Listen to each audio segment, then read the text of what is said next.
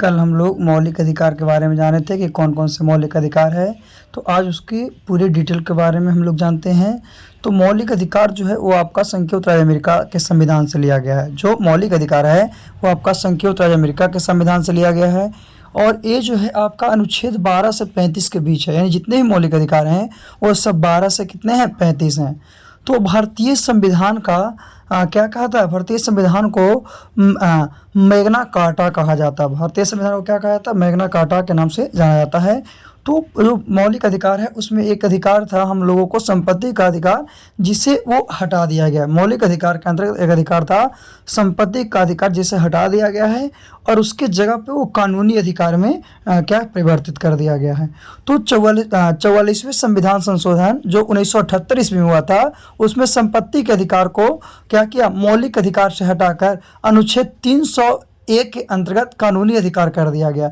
यानी जो मौलिक अधिकार था उसको हटा दिया और उसको कौन सा अधिकार कर दिया, कानूनी अधिकार। किसको, तो संपत्ति के अधिकार को, है ना। चलिए आगे हम लोग देखते हैं क्या क्या है। तो कल ही बताए थे कि मौलिक अधिकार जो है आपका 6 हैं।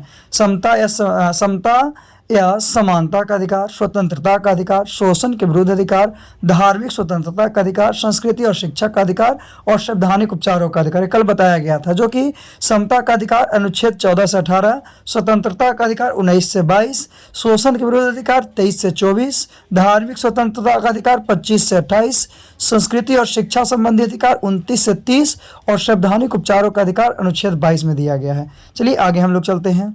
तो आगे है कि समानता का अधिकार अनुच्छेद 14 से 18। अनुच्छेद 14 है क्या, तो अनुच्छेद 14 में विधि के समक्ष समानता। इसका अर्थ है कि कानून के सामने सब एक समान है। अनुच्छेद 14 में कहने का कानून के समान जो है सब एक समान है, तथा राज्य सभी व्यक्तियों के लिए एक समान कानून बनाएगा और उन पर एक समान लागू करेगा। अनुच्छेद 15 में क्या है कि धर्म, नस्ल, जाति, लिंग या जन्म स्थान के आधार पर भेदभाव का निषेध। तो राज्य के द्वारा धर्म, जाति, लिंग, नस्ल या जन्म स्थान के आधार पर नागरिकों के प्रति जीवन के किसी भी क्षेत्र में भेदभाव नहीं किया जा सकता। ये अनुच्छेद 15 में है। 16 में क्या है कि लोक नियोजित के विषय में अवसर की समानता। तो लोक नियोजन से संबंधित विषयों में सभी नागरिक के लिए अवसर की समानता होगी। अपवाद में आरक्षण है ना। तो ये जो है आपका डिस्क्रिमिनेशन किया जा सकता है ना। तो अनुच्छेद कहाँ तक, 16 तक हम लोग देख लिए हैं। अब हम लोग अनुच्छेद 17 को देखते हैं। अनुच्छेद 17 क्या है और क्या नहीं है, क्योंकि समानता के अधिकार में आपका 18 तक अनुच्छेद दिया गया है। तो सबसे पहले 17 देखते हैं। इसके अंतर्गत है असंप्रियता का अंत। तो इसके अंतर्गत असंप्रियता को एक दंडनीय अपराध घोषित किया गया है। आप किसी भी धर्म, जाति, रंग के आधार पर उसे छुआछूत या भेदभाव नहीं कर सकते। ये अनुच्छेद 17 में है। फिर अनुच्छेद 18 में है उपाधियों का अंत। तो इसके अंतर्गत उपाधियों को समाप्त कर दिया गया। जब अब भारत का कोई भी नागरिक अपने नाम के पहले कोई भी उपाधि नहीं लगा सकता। जैसे स्वतंत्रता के पूर्व कुछ उपाधियां थी, जैसे महाराज, सुल्तान, बादशाह, राय बहादुर, इस तरह की सब उपाधियों को समाप्त कर दिया गया है, क्योंकि ये समानता का अधिकार है। राष्ट्रीय पुरस्कार जैसे भारत रत्न, पद्म विभूषण, पद्म भूषण आदि लिए जा सकते हैं, पर उन्हें आप कभी उपाधि के रूप में प्रयोग नहीं कर सकते हैं। अपवाद में है education and army rank, professor Pyarelal, brigadier Bhanu Pratap, doctor हाथी, ये सब ऑप्शनल में है, लेकिन ऐसे आप कोई प्रकार का हाथी नहीं ले सकते। चलिए अब हम लोग समानता के अधिकार के बाद अगले अधिकार के बारे में जानते हैं। दूसरा अधिकार स्वतंत्रता का अधिकार, जो कि अनुच्छेद 19 से 22 के बीच में है।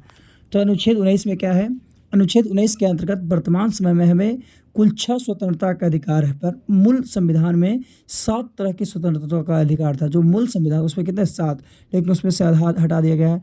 तो 19 के ए में है बोलने की स्वतंत्रता, बी में है सभा की स्वतंत्रता, सी में है संगठन बनाने की स्वतंत्रता, डी में है देश में कहीं पर आवागमन करने की स्वतंत्रता, ई में है किसी भी क्षेत्र में निवास करने और बसने की स्वतंत्रता। यही संपत्ति के अधिकार को हटाया गया है। फिर व्यापार करने की स्वतंत्रता, ये सब अनुच्छेद 19 में है। अनुच्छेद 19 में है, जो कि कितने 6 स्वतंत्र अधिकार है, और मूल संविधान में 7 था, लेकिन एक को क्या किया गया, संपत्ति के अधिकार को हटा दिया गया। किसको, संपत्ति के अधिकार को हटा दिया गया है। चलिए अब हम लोग अनुच्छेद 19 के बाद अनुच्छेद 20 की बात करते हैं। अनुच्छेद 20 में क्या है और क्या नहीं है।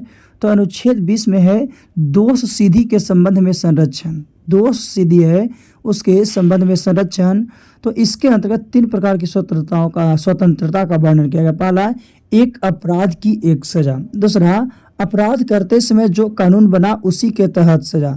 तीसरा, खुद के खिलाफ गवाही देने के लिए बाध्य नहीं किया जा सकता है। ये 3 जो है स्वतंत्रता का वर्णन अनुच्छेद 20 में किया गया है। फिर अनुच्छेद 21 की बात करते हैं तो इसमें प्राण एवं दैहिक स्वतंत्रता है। इसके अंतर्गत सभी व्यक्तियों को कानूनी सीमा के अंदर जीवन जीने का अधिकार है। किसी भी व्यक्ति से जीवन जीने का अधिकार नहीं छीना जा सकता है। फिर अनुच्छेद 21 का ए में क्या है कि शिक्षा का अधिकार। किसका? शिक्षा का अधिकार।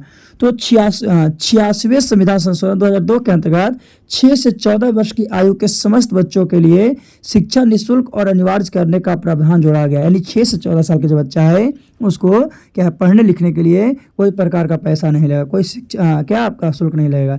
इस शिक्षा का अधिकार अनुच्छेद 21 में है। चलिए अनुच्छेद 22 की बात करते हैं। इसमें गिरफ्तारी का संरक्षण। तो एक है अपराध के बाद और एक है अपराध के पहले। अपराध के बाद तो उसको दंडात्मक निरोध हो जाएगा, अपराध के पहले उसको निवारक निरोध होगा। तो दंडात्मक निरोध क्या है? अपराध के बाद हिरासत में लेने के कारण बताना कि इसलिए आप हिरासत में ले रहे हैं। 24 घंटे के अंदर दंडाधिकारी के समक्ष पेश करना। फिर है अपने पसंद के वकील से सलाह लेने का अधिकार हुआ है।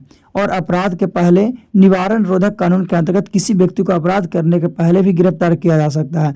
वारंट दिखाने की कोई जरूरत नहीं है। ऐसे व्यक्ति को बिना दंडाधिकारी के समक्ष पेश किए 3 महीने तक जेल में रखा जा सकता है ना। तो ये था अनुच्छेद 22 में। चलिए अब हम लोग आगे अधिकार के बारे में जानते हैं। तीसरा अधिकार क्या है और उसके वर्णन को देखते हैं। तो तीसरा है शोषण के विरुद्ध अधिकार, जिसमें अनुच्छेद 23 और 24 है।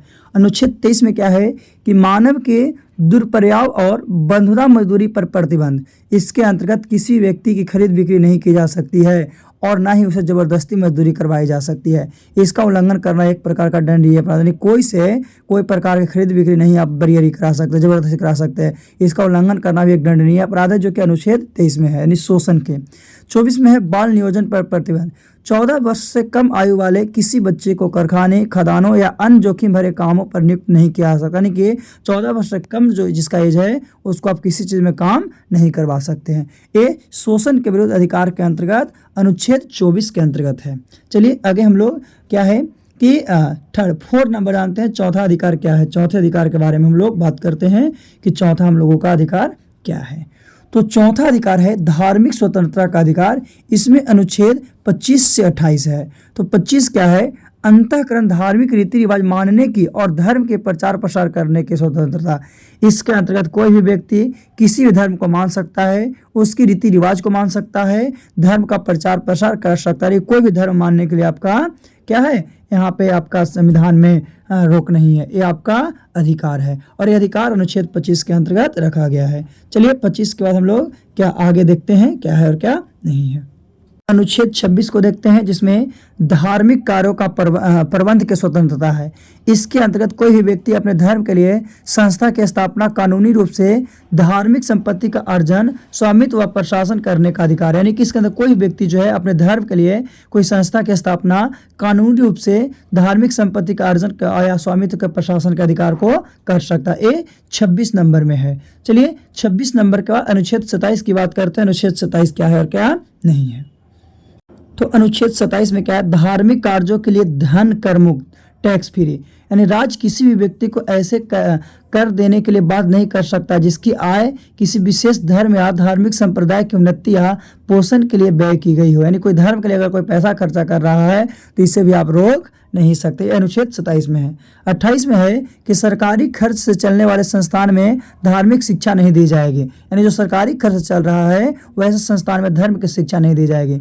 इसके अंतर्गत सरकारी खर्च से पहले चलने वाली किसी भी शिक्षण संस्थान में कोई धार्मिक शिक्षा नहीं दी जाएगी। ऐसे शिक्षण संस्थान अपने विद्यार्थियों को किसी धार्मिक अनुसंधान में भाग लेने या किसी धर्म उपदेश की जबरदस्ती सुनने हेतु बाध्य नहीं कर सकते। कोई भी चीज़ को आप बरियारी सुना नहीं सकते हैं, कोई भी धर्म को, है ना, उसके शिक्षा मतलब नहीं दे सकते। कोई भी धर्म के बारे में हम लोग क्या है कि जबरदस्ती किसी को नहीं बता सकते हैं। ये था आपका किसका?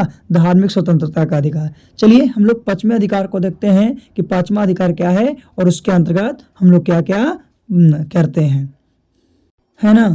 तो अब हम लोग चौथे के बाद 5वें अधिकार के बारे में जानते हैं। 5वां जो है आपका अधिकार है संस्कृति एवं शिक्षा का अधिकार, जो कि अनुच्छेद 29 से 30 यानी 2 अनुच्छेद इसमें है। 29 में क्या है कि अल्पसंख्यक वर्गों के हित का संरक्षण। इसके अंतर्गत कोई भी अल्पसंख्यक वर्ग अपनी भाषा, लिपि, संस्कृति को सुरक्षित रख सकता है और केवल भाषा, जाति, धर्म के आधार पर उसे किसी भी शैक्षणिक संस्था में प्रवेश करने से नहीं रोका जा सकता। कोई भाषा को हो तो उसे पढ़ने से कोई भी नहीं रोका सकता है। अनुच्छेद 30 में है कि अल्पसंख्यक वर्गों को अपने शिक्षा संस्थानों की स्थापना और प्रशासन पर अधिकार।